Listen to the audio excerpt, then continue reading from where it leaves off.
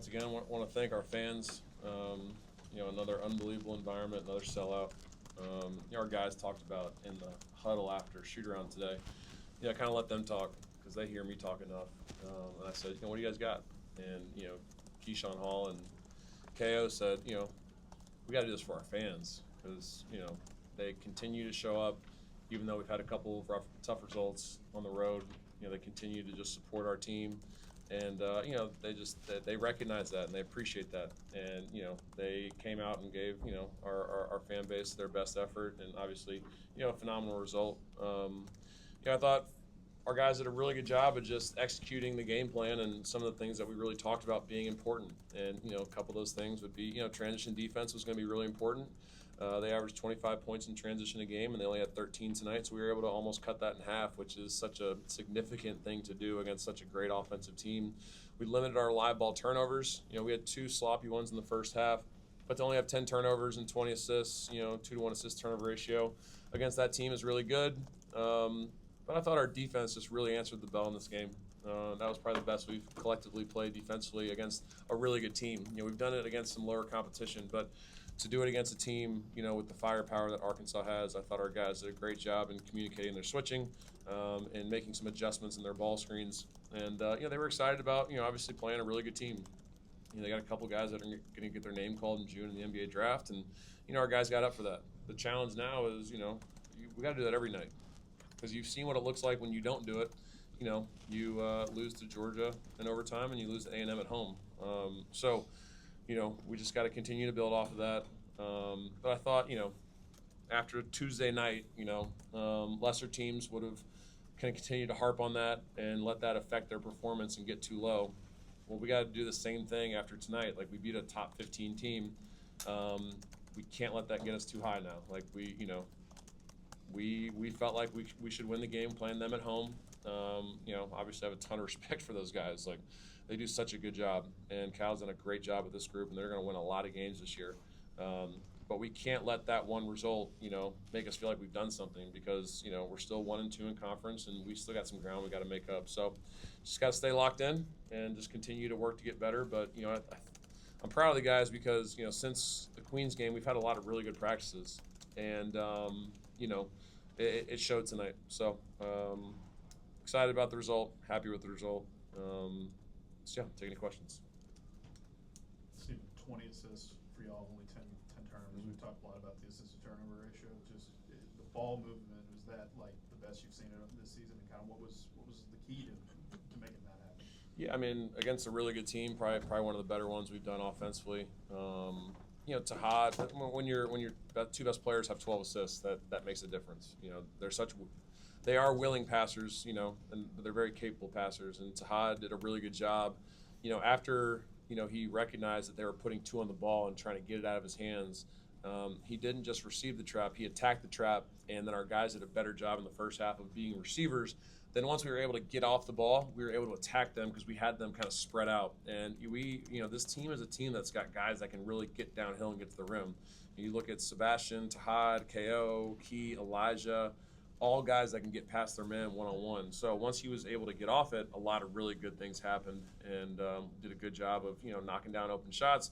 We attacked the paint, outscored them 48-28 in the paint, so we did a good job of just attacking the rim, playing off 2 feet, using shot fakes. They only had 3 block shots, and that's a really good shot blocking team. So we just did a good job of just executing the game plan. We were aggressive in transition, but then when we didn't have anything in transition, we talked about wanting to pull it out and run offense because, we can't have any middle offense against Arkansas. And we were trying to keep this game below 73 possessions. I don't know what it ended up being. But that's, obviously something that we focused on, and, it was productive. Stephen, I asked you on Tuesday after Tahad didn't start for the 2nd game in a row what you were looking for. You said to handle stuff off the floor. He was back in the starting lineup tonight. What is it that made the difference from then and now, and also Caden not having any minutes tonight? Yeah, I mean, it's more about, for us, like, guys we have an issue with guys being on time. And, I've told the guys before the Queens game, like after Purdue, sorry, so that would have been before the Queens game. If you're late to something, you're not going to start. If you're coming off the bench and you're late to something, you're going to miss a rotation. So that it's as simple as that, and that's kind of where we as a program have got to continue to get better, and we got to be a little more responsible, and that was the result of that tonight. So, but on the flip side, like really happy for Blake. Blake is a guy that in practice is one of our best players, and people on Twitter can go crazy when he gets in the games, but like if you come to practice, and some of you do, you watch how he is in practice. He's our best defender. Ask Ferg. Like, he sees it. Ask Hope. They see it. Like, he makes shots, and it pisses me off because, like, we'll, like, play great defense for an entire possession, and then Blake will hit, like, a step-back three. I'm like, dude, why don't you do this in the game? Like, he can drive by his man, and you saw tonight what he's capable of. So, in 10 minutes, he's +8, but, he had that bad stretch at the end. So he was +12 going into the last minute of the game. So, he did a great job of getting us into our offense. He didn't turn the ball over. He got a steal. He fouls more than I did when I was in college, which is hard to do. But I love his aggressiveness. He does all the right things, and I'm happy for him. Stephen, I know you have been pleased with how you guys are rebounding the ball. How much of a difference did that make? And I think you guys are +30 now in 3 SEC games on board. Just how much of a difference does that make? Yeah, I mean, it just gives you an opportunity to win the game. They had 33 missed shots, and they only got 8 of them back. So that's for a team that we thought was a really good offensive rebounding team, that's significant, and that's important, and it's something that we just got to continue to do, because we're not huge on the inside, but we're a really good offensive rebounding team, and if we put bodies on bodies and we're able to check out, we can be a pretty good rebounding team. Now, we're about to play some really good rebounding teams moving forward. Missouri's huge, and they crash the offensive glass like crazy, so it's going to require some more step up moving forward. But so far through the first 3 results, very pleased with our rebounding. Stephen, Coach Cal said this is a big time win for you, and he wants you to do well because he also has a son coaching. And a little bit extra meaningful to get your first SEC win against a guy of his caliber coach. Yeah, I mean, well, first off, like Coach Ian Borders had the scout, and Coach Corey Williams had the scout. So, they did a phenomenal job in our preparation. Ian specifically is a Louisville boy, and, he obviously has watched, Pitino and Cal specifically for a very long time. And he had the St. John's, he and Corey had the St. John's and the Arkansas scouts. So, obviously happy for that, for Ian specifically, because this was a really important game for him, because he's always just had such an admiration for Cal and everything that he's done. For me personally, like, obviously it's more about the program for me. Like, this team has beaten 3 Hall of Fame coaches, this year with Coach Altman, Coach Pitino, and now Coach Cal. Just have always had so much respect for the job that he's done. He doesn't get enough credit for how good of a coach he is, X's and O's wise. Everybody talks about how he has such great players. Like, there's a lot of teams that have great players and they run shitty offense. Like, he does a good job of putting his guys in a position to be successful. That's why they've been so good. And I really like his group this year. He's got 8 really good players. And just wasn't their night tonight. I thought our switching bothered him.